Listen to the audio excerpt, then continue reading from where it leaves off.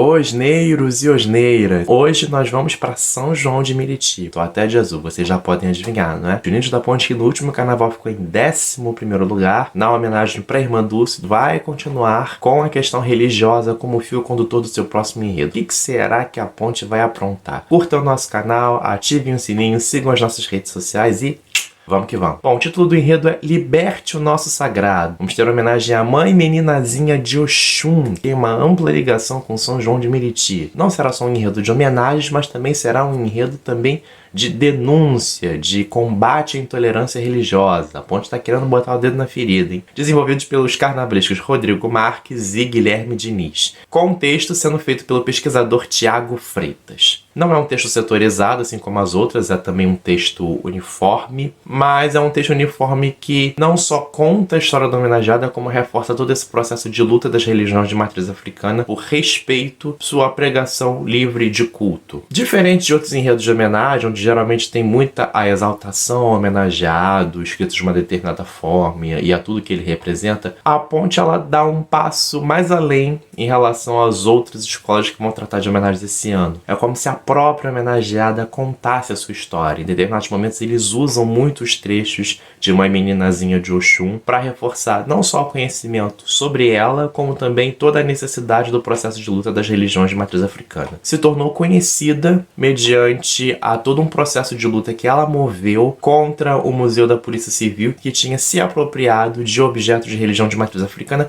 desde a década de 1920 e que não tinham sido devidamente devolvidos. Os carnavalescos contam que desde 2 anos antes da concepção eles já tinham mais ou menos planejado fazer alguma coisa que evocasse o grito por respeito às religiões de matriz africana e virem uma meninazinha de Oxum um elemento ideal para isso. Mas ela não só é elemento, como ela tem uma ampla ligação com São João de Meriti, com a comunidade da Ponte, é o que a gente vai ver agora. Bom, como eu falei, ele não é setorizado, mas dá para você perfeitamente identificar as partes que o enredo vai evocar. Na primeira parte é justamente mostrando a evocação dos orixás que tem ligação tanto com uma meninazinha de Oxum, tanto com sua avó, Iadavina, né? Aliás, Iá é um termo que vai ser utilizado com frequência aqui dentro dessa sinopse. O termo Iá significa grande mãe em Yorubá, as grandes mães dos terreiros, as grandes mães das religiões de matriz africana. Então, Iadavina, a avó de mãe meninazinha de Oxum, ela é filha de Omolu, o senhor da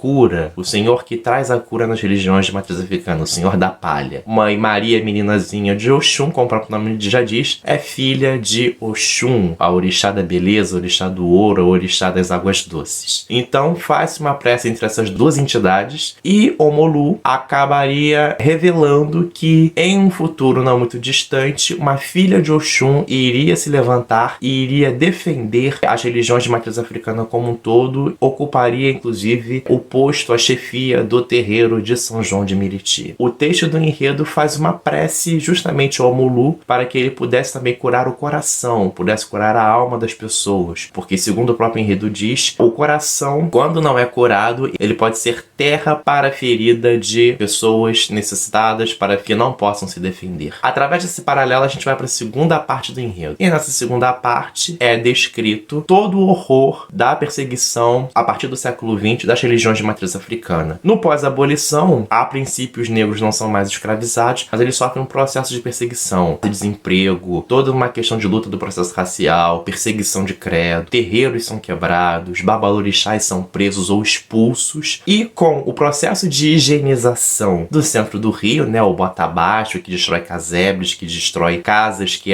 serviam de abrigo às pessoas mais necessitadas, e todo esse processo de embranquecimento para a construção de uma sociedade perfeita, muitos praticantes de religião de matriz africana, muitos negros, muitas pessoas de outras religiões que se diferenciavam do catolicismo exacerbado, acabam sendo retirados dos grandes centros e indo para outros setores mais marginalizados. Acabam construindo-se as primeiras favelas, muitos acabam indo para as zonas norte, para os subúrbios e para a região da Baixada Fluminense. Então é evocado aqui também muitos materiais que eram retirados nessas invasões de terreiro, né? A polícia ia, quebrava imagens de candomblés, quebrava imagens dos santos. Muitas coisas que eles não podiam destruir, levavam, onde acabaram sendo inclusive expostos no Museu da Polícia Civil, cujo acervo era intitulado Acervos de Magia Negra. Olha que horror. E daí vai nascer futuramente a luta de Mãe Meninazinha de Oxum, só para ter um exemplo dos materiais que são colocados. A gente tá falando de agerês, de ojás, de alacaias, de ecós. E logo em seguida faz um paralelo do ontem com hoje, ou seja, as religiões de matriz africana que eram perseguidas no começo do século XX por uma questão higienista e de embranquecimento, agora são perseguidas por intolerantes religiosos, em sua maioria protestantes. Nós estamos aqui generalizando todos. E até bandidos que se auto-intitulam protestantes também, que obrigam, inclusive, praticantes das religiões do candomblé e da umbanda a destruírem as suas imagens, destruírem seus objetos. Olha que coisa horrível.